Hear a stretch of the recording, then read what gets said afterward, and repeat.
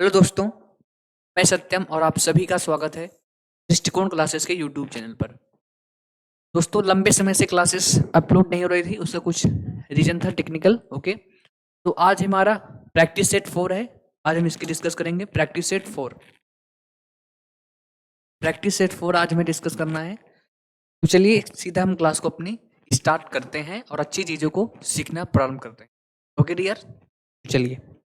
ये आपकी स्क्रीन पर होगा आपका पहला क्वेश्चन। ठीक है, इसमें आपको क्या बताना है? आपको बताना है किस पार्ट में एरर है। ठीक है, एरर आपको फाइंड आउट करना है, किस पार्ट में एरर है इसमें, ये आपको फाइंड आउट करना है। ठीक दोस्त। अब दोस्तों क्वेश्चन किसका है? ये क्वेश्चन है एसएससी सीजीएल। ठीक है, 2023 का जो एग्जाम हुआ सेकेंड शिफ्ट में आया क्वेश्चन है। After knowing truth the jury took the right decision in the case. तो इस क्वेश्चन को अगर ध्यान से देखोगे तो आफ्टर नोइंग, ठीक है, ट्रुथ। अब दोस्तों ट्रुथ के साथ क्या लगता है? ट्रुथ के पहले हमें क्या लगाना होगा? आर्टिकल दा लगता है। ठीक है दोस्तों, ट्रुथ पहले क्या लगेगा? आर्टिकल दा लगेगा। तो यहीं पर मिस्टेक है, इसलिए दोस्तों क्या हो जाएगा इस केस में? क्या हो जाएगा? ऑप्शन सी हमारा सही आंसर हो जाएगा। ऑप्शन सी क्या हो जाएगा? हमारा सही आंसर हो जाएगा। बहुत ही सिंपल, बहुत ही बेसिक क्वेश्चन ये आपकी स्क्रीन पर था। चलिए दोस्तों, ये पहला क्वेश्चन हो गया। राइट, मूव करते हैं नेक्स्ट क्वेश्चन पर। ओके, दूसरा क्वेश्चन आपकी स्क्रीन पर है। इसमें भी आपको फाइंड आउट करना है किस पार्ट में एरर है। इसमें भी आपको फाइंड आउट करना है कि इस पार्ट में एरर है। इसमें भी आपको फाइंड आउट करना है किस पार्ट में एरर है। ठीक, तो देखिए क्या लिखा है। Person wished he had not went. तो सिंपली आप देखोगे, सब्जेक्ट हम दोस्तों जानते हैं, सब्जेक्ट अगर दोस्तों है, सब्जेक्ट के बाद हेड है, राइट। तो हेड के बाद दोस्तों हम क्या यूज करते हैं? दी थर्ड फॉर्म ऑफ वर्ब। ठीक है, और आगे चीजों को एक्सप्लेन करते हैं। ठीक है, सो ये सिंपल सी बात है, हम जानते हैं। ठीक है, सिंपल से बेसिक्स फार्मूला इस चीज को हम जानते हैं। और यहाँ पर देखोगे तो हैड नॉट के बाद क्या आना चाहिए? यहाँ पर गोन होना चाहिए। ठीक है, तो यहाँ पर वेंट नहीं, यहाँ पर दोस्तों क्या होगा? गोन होगा। बहुत ही सिंपल क्वेश्चन होगा, तो इसलिए कौन सा हो जाएगा हमारा? सी ऑप्शन हमारा सही हो जाएगा। सी ऑप्शन हमारा क्या हो जाएगा? सही ऑप्शन हो जाएगा। ठीक है, तो बिल्कुल बेसिक सा कॉन्सेप्ट था, हम सभी लोग इस बातों को जानते हैं। ठीक है दोस्त, चलिए स्टार्ट करते हैं नेक्स्ट क्वेश्चन पर। क्वेश्चन नंबर, चलिए क्वेश्चन नंबर स्क्रीन पर ये है। क्या बताना है? आपको इम्प्रूव करना है। ठीक है, आपको क्या करना है? इम्प्रूव करना है। इम्प्रूवमेंट का क्वेश्चन है। चलिए सभी लोग फर्स्ट ऑफ ऑल इसका आंसर कीजिए, फिर हम क्या करते हैं? इसका आंसर रिप्लाई करते हैं।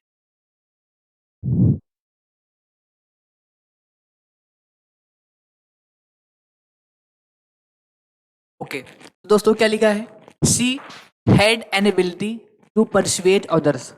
सी had an ability to persuade others. ठीक दोस्तों, तो यहाँ पर क्या होगा? उसके पास एबिलिटी है क्या करने के लिए? दूसरों को इम्प्रेस करने के लिए। ठीक है दोस्त, तो यहाँ पर क्या होगा? ऑप्शन डी हमारा सही आंसर हो जाएगा। ऑप्शन डी क्या हो जाएगा? हमारा सही आंसर हो जाएगा। ठीक है दोस्त, राइट। तो बिल्कुल बेसिक सा क्वेश्चन और बिल्कुल सिंपल सा क्वेश्चन हमारे सामने ये था। ठीक है, चलिए मूव आउट करते हैं नेक्स्ट क्वेश्चन पर। Question number 4। क्वेश्चन नंबर 4 आपकी स्क्रीन पर है। क्या करना है इसमें? ठीक, तो ये भी इम्प्रूवमेंट का क्वेश्चन है। क्या लिखा है? We must remember that what we teach our children, okay, inculcate is what we inculcate in them. Okay, तो यहाँ पर होगा, ओके, तो यहाँ पर उसमें होगा ऑप्शन से इंस्टिल। ठीक है, यहाँ पर क्या होगा? इसमें इंस्टिल। ओके, सो ये बिल्कुल भी आसान क्वेश्चन। इंस्टिल मीन्स क्या होता है? इंस्टिल मीन्स होता है जब कोई चीज आप रिपीटेडली बोलते हो या करते हो, ठीक है, किसी के सामने या अपने चिल्ड्रन के सामने, ठीक है, बच्चों के सामने, तो क्या करते हैं? उसी को सीख लेते हैं। ठीक है, तो यहाँ पर क्या होगा? इंस्टिल होगा। तो इस केस में क्या हो जाएगा? हमारा सी ऑप्शन सही हो जाएगा। ठीक, चलिए मूव करते हैं नेक्स्ट क्वेश्चन पर। ठीक है, चलिए ये आपको बताना है कि इसमें इसे आपको चेंज करना है इनडायरेक्ट स्पीच में। जैसे भी लोग इसका आंसर कीजिए। We will have a thorough research before opening the room, the inspector told his subordinates. Okay, so the inspector told his subordinates that they, right, तो कैन का कोई भी सेंस दोस्तों नहीं है यहाँ पर। ठीक है, विल का जाएगा वुड में दोस्तों, तो यहाँ पर वुड हैव है। ठीक है, वुड हैव। ठीक है, यहाँ पर वुड के बाद भी लगा, यानी ये भी नॉनसेंस है, इसलिए क्या हो जाएगा? इसलिए सिंपली हमारा डी ऑप्शन करेक्ट हो जाएगा। इसलिए सिंपली क्या हो जाएगा हमारा डी ऑप्शन हमारा सही आंसर हो जाएगा। डी ऑप्शन हमारा सही आंसर हो जाएगा। बहुत ही सिंपल क्वेश्चन ये हमारे सामने। चलिए मूव करते हैं नेक्स्ट क्वेश्चन पर। क्वेश्चन नंबर 6 क्या है? The teacher said she had started the fight. The teacher said she had started the fight. ठीक है। The teacher complained that she has started a fight। Has नहीं आना था यहाँ पर।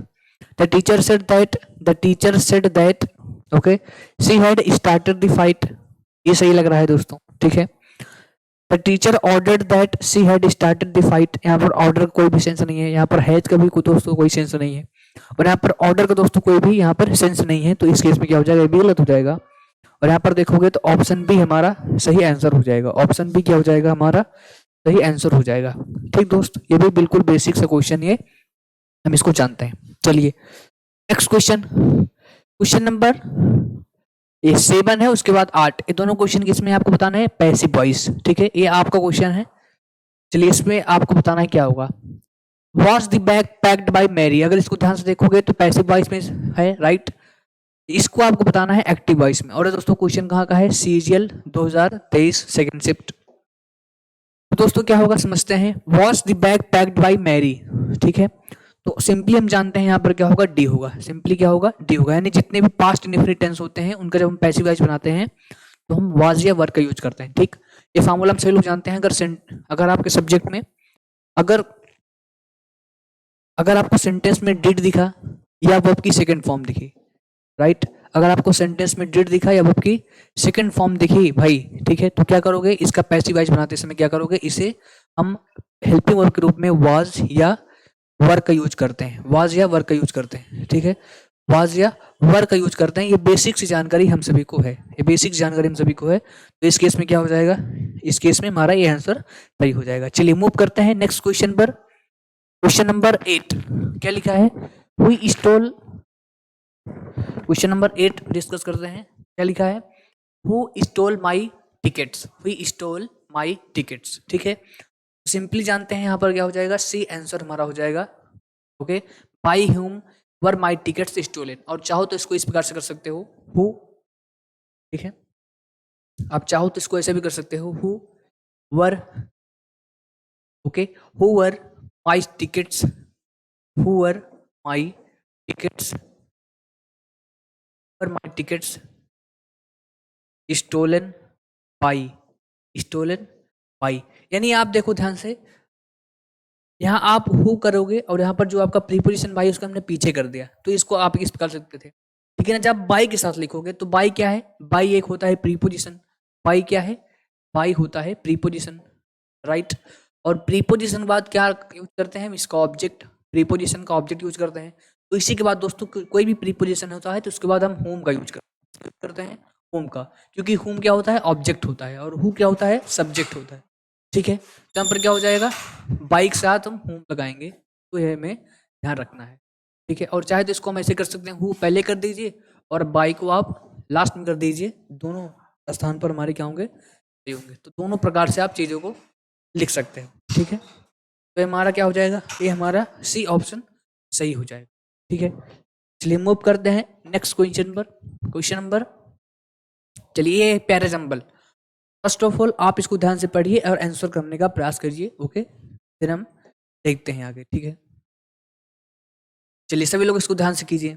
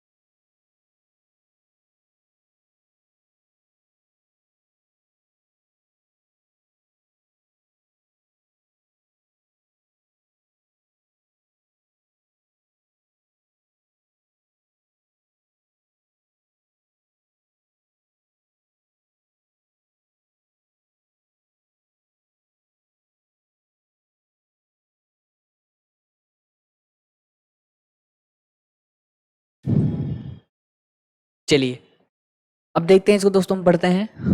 सबसे पहले क्या करते हैं, सबसे पहले हम ऑप्शंस को पढ़ते हैं। ऑप्शन में क्या है, स्टार्टिंग किससे हुई है, स्टार्टिंग बी से हुई है, ए से हुई है, बी से हुई है, सी से हुई है।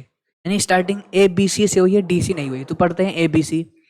ही repeat he repeated the experiment increasing the amount until he had weighed up to 1,000 pounds. Okay, B है, during the spring of 1717 the iron foundries in a remote district were often visited by a thin middle-aged man with a notebook. Okay, अब अगर ध्यान से देखोगे तो यहाँ पर man की चर्चा हुई है और इस मैन के बारे में यहाँ पर बताया गया है, यानी कंफर्म है कि ए नहीं आएगा, तो यहाँ से एक ऑप्शन हमारा कट गया, राइट। ओके, सी देखते हैं। 3 cauldrons were next prepared under his direction. अब हिज किसके लिए दोस्तों आया होगा, किसी मैन के लिए आया होगा, यानी ये भी कंफर्म है कि यहाँ पर सी भी सी से स्टार्टिंग नहीं होगी, राइट। ये भी कंफर्म हो गया कि सी से स्टार्टिंग क्या होगी, नहीं होगी हमारे सेंटेंस की, यानी ये भी ऑप्शन कट गया। अब बचे बी, यानी सेंटेंस की स्टार्टिंग किससे होगी, बी से ही होगी, क्योंकि दोस्तों यहाँ पर मैन का वर्णन किया गया है ना, कि एक मिडिल एज का मैन एक नोटबुक के साथ आया, ठीक है, यहाँ से बी से स्टार्टिंग होगी। तो अब हमें देखना है ये ऑप्शन होगा कि ए ऑप्शन होगा, ठीक है, देखते हैं। अब बी के बाद डी है या सी है, तो इसको पढ़ते हैं। 3 कॉल्ड्रॉन्स, राइट। तो during the spring of 77 the iron foundries in a remote district were often visited by a thin middle aged man with a notebook, ठीक है। फिर सी क्या दिया गया है, 3 cauldrons were next prepared under his directions, ठीक है। He would weigh out 2 pounds of iron, have them heated till they were red hot and then weigh them again. Okay, तो क्या होगा, बी के बाद डी होगा, ठीक दोस्तों, यानी बी के बाद क्या होगा, डी होगा, बी के बाद क्या होगा, डी होगा, ठीक। क्योंकि दोस्तों अगर ध्यान से देखोगे तो यहाँ पर, ठीक है, 2 पाउंड्स थे, फिर यहाँ पर 3 कॉल्ड्रॉन्स नेक्स्ट किया गया, यानी पहले इसके एक घटना हुई तो इसके बाद ये घटना हुई, बी के बाद क्या होगा, डी होगा। तो इस केस में क्या हो जाएगा, इस केस में क्या हो जाएगा, हमारा ए ऑप्शन सही हो जाएगा, ए ऑप्शन हमारा क्या हो जाएगा, सही हो जाएगा, ठीक है। चलिए मूव आउट करते हैं नेक्स्ट क्वेश्चन पर। चलिए ये भी आप पहले जंबल है, आपको बताना है कि क्या होगा। चलिए ध्यान से इसको पढ़िए और इसका आंसर करने का प्रयास कीजिए सभी।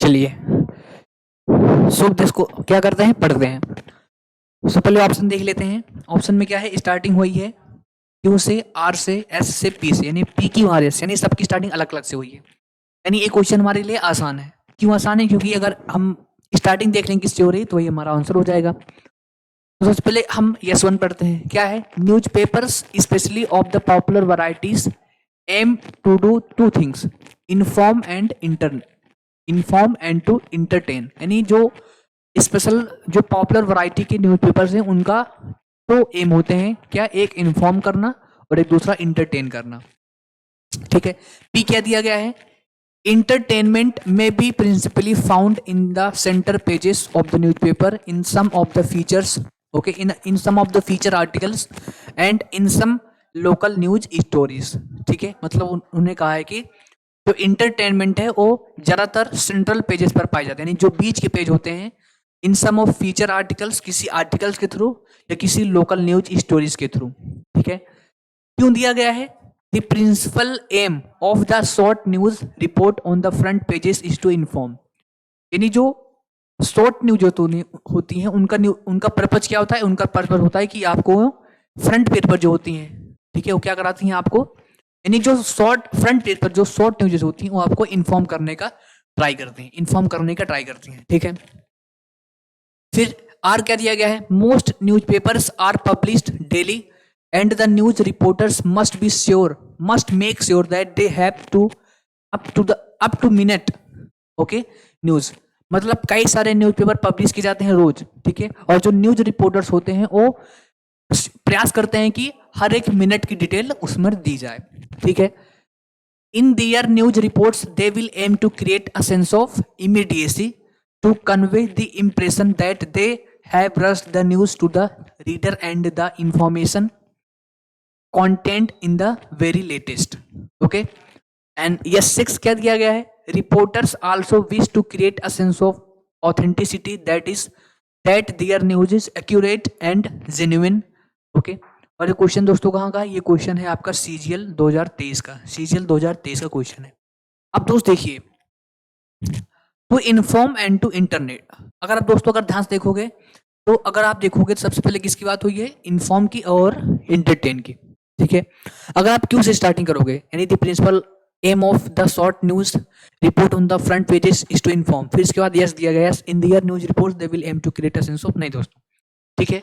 तो इसका सिंपली दोस्तों क्या होगा, पी होगा, इंटरटेनमेंट में be principally found in the centre of pages, फिर ये दोस्तों ये होगा, फिर ये होगा, फिर ये होगा, ठीक दोस्तों। तो इसमें क्या होगा, पी की वारियस होगा, तो इसलिए क्या हो जाएगा, डी ऑप्शन हमारा सही हो जाएगा, डी ऑप्शन क्या हो जाएगा, हमारा सही आंसर हो जाएगा, ठीक है।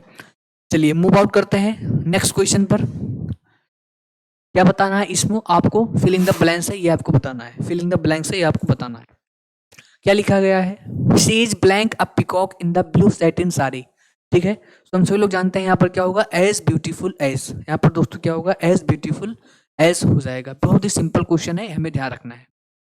चलिए नेक्स्ट क्वेश्चन है, क्वेश्चन नंबर 12 है, she reminds me always that I bank to be a little more careful, ठीक है, मतलब वो मुझे हमेशा याद दिलाती है कि मुझे क्या करना होगा, हमेशा केयरफुल रहना होगा, सावधान रहना होगा, ठीक है। तो दोस्तों यहाँ पर क्या हो जाएगा, ऑप्शन बी हमारा सही आंसर हो जाएगा, ऑप्शन बी क्या हो जाएगा, हमारा सही आंसर हो जाएगा, means I have to be a little more careful, इसलिए क्या हो जाएगा, हमारा बी ऑप्शन सही हो जाएगा, ठीक दोस्तों, हमारा सही आंसर हो जाएगा। चलिए नेक्स्ट क्वेश्चन की बात करते हैं, ओके, नेक्स्ट क्वेश्चन की हम थोड़ी सी बात करते हैं, ठीक है, ओके।